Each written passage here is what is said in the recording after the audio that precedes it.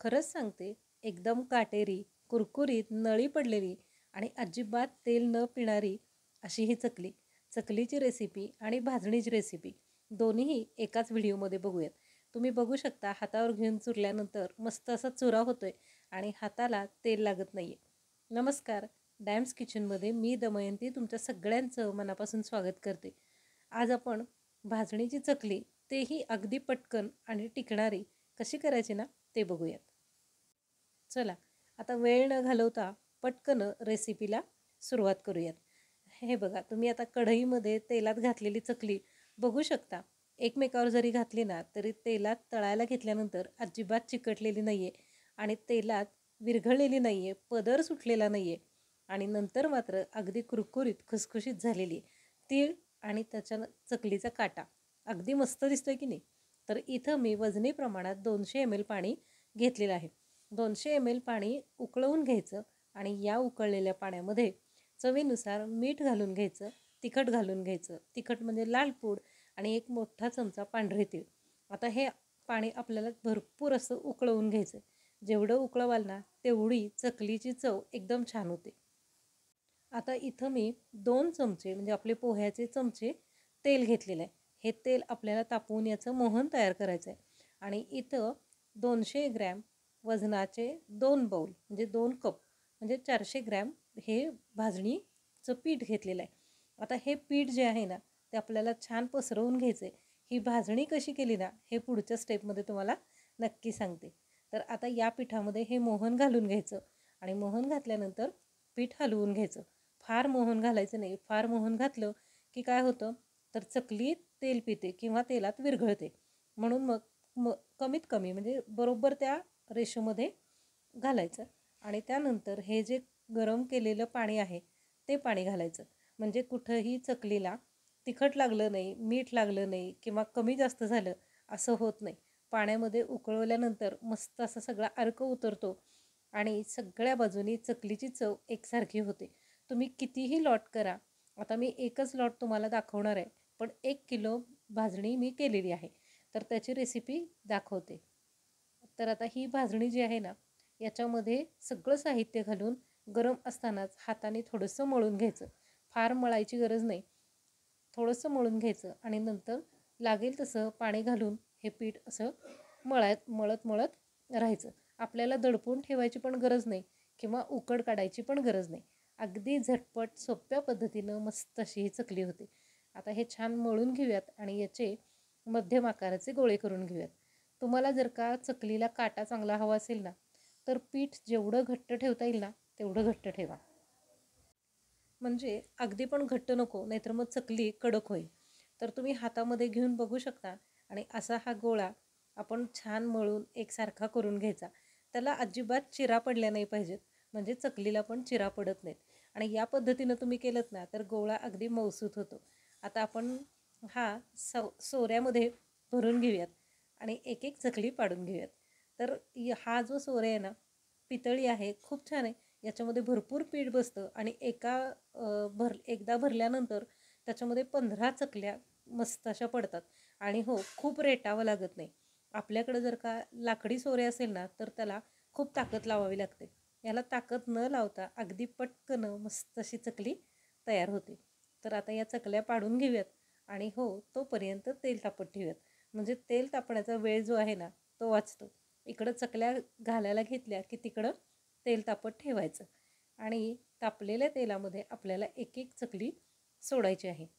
तर आता त्याच्या पण टिप्स मी तुम्हाला सांगते की चकली सोडताना कशी सोडायची. तळून पूर्ण झाली किंवा नाही, म्हणजे आतमध्ये कच्ची नाही आहे ना किंवा कडक झाली नाही आहे ना किंवा होऊ नये म्हणून काय करायचं हे पण सांगते. चला, आता हे तेलामध्ये आपण सोडायला सुरुवात करूया. तुम्हाला प्रत्येकीला वाटतं की नाही की आपली चकली अगदी परफेक्ट झाली पाहिजे.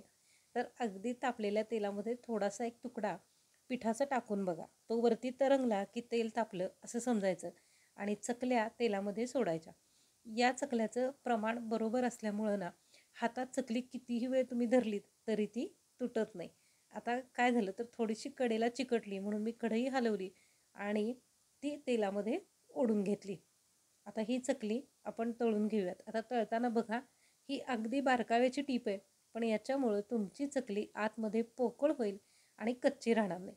तर आपल्याला काय करायचं आहे, बारीक गॅसवरती तेल तापल्यानंतर त्याच्यामध्ये चकल्या घालून घ्यायच्या आणि जोपर्यंत हे तेलाचे बुडबुडे येतात तोपर्यंत चकली पलटवायची नाही.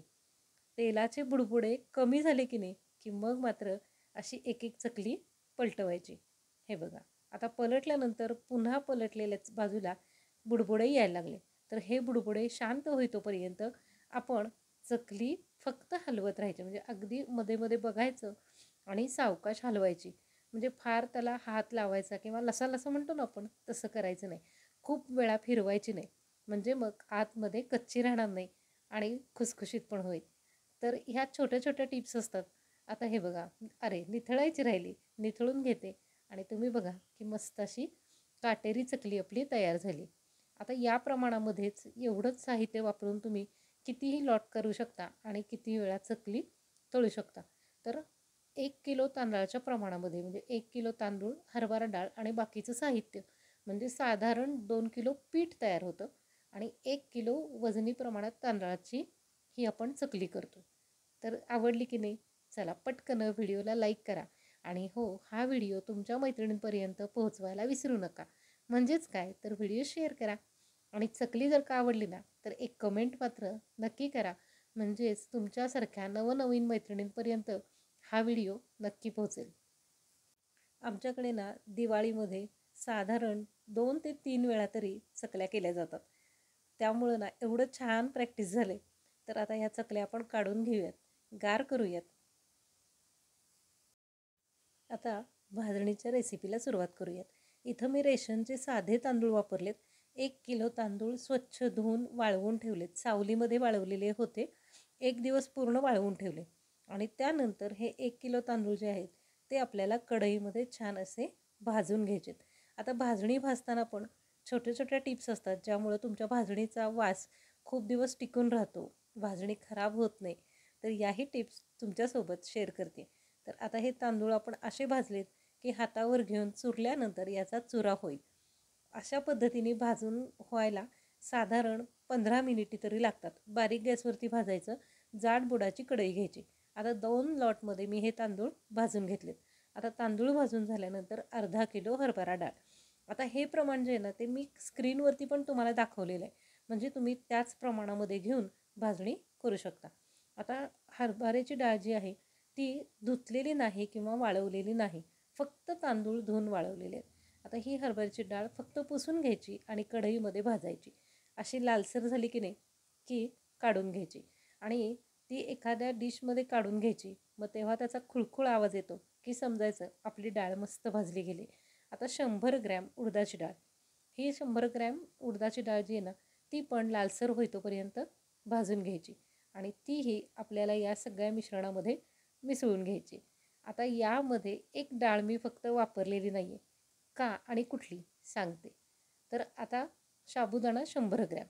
100 ग्रॅम साबुदाण्याच्या लाह्या फुटेतोपर्यंत आपल्याला तो भाजून घ्यायचा आहे. आता हा कप जो आहे ना, तो मेजरमेंटचा आहे. हा 100 ग्रॅमचा कप आहे. त्याच मेजरमेंटने मी परफेक्ट सांगितलेला आहे.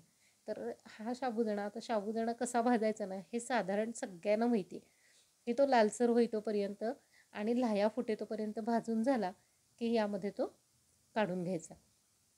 आता त्यानंतर आपण काय करूयात, तर 100 ग्रॅम धने. धने घाला, जिरे घालू नका. जिरे घातलेत की नाही, की आपली चकलीची भाजणी जी आहे ना, ती काळपट होते. तर धने फक्त कोमट करायचे आणि घालून घ्यायचे. आणि 100 ग्रॅम जाड पोहे, म्हणजे कांदे पोह्याचे पोहे, हे पण आकसले की काढून घ्यायचे. एवढेच भाजायचे आणि या सगळ्या मिश्रणामध्ये घालायचं. तर आता इथं तुम्हाला सांगते की मी मुगाची डाळ अजिबात वापरलेली नाही. मुगाच्या डाळीमुळं काय होतं, तर चकली मऊ पडते, म्हणून मुगाची डाळ वापरायची नाही. आता ही आपली भाजणी तयार झाली. यामध्ये एक मोठा चमचा भरून कच्चा ओवा घालायचा. ओवा भाजायचा नाही. कच्च्या ओव्याची चव एकदम मस्त येते. किती छोट्या छोट्या टिप्स आहेत की ज्यामुळं आपली चकली अगदी छान होईल. तर आता यामध्ये अर्धा चमचा हळद घालून घ्यायची. हळद भाजणी दळतानाच घालून घ्यायची, म्हणजे मग आपल्याला पुन्हा घालावी लागत नाही. आणि हळदीमुळं तेलात चकली घातल्यानंतर जी चकली काळी पडते ना, ती पडत नाही. तर मस्त मौसूद अशी आपली चकलीची भाजणी तयार आहे. आता या भाजणीचं प्रमाण घेऊन तुम्ही मस्त अशा चकल्या करू शकता. व्हिडिओ पूर्ण बघितल्याबद्दल मनापासून आभार.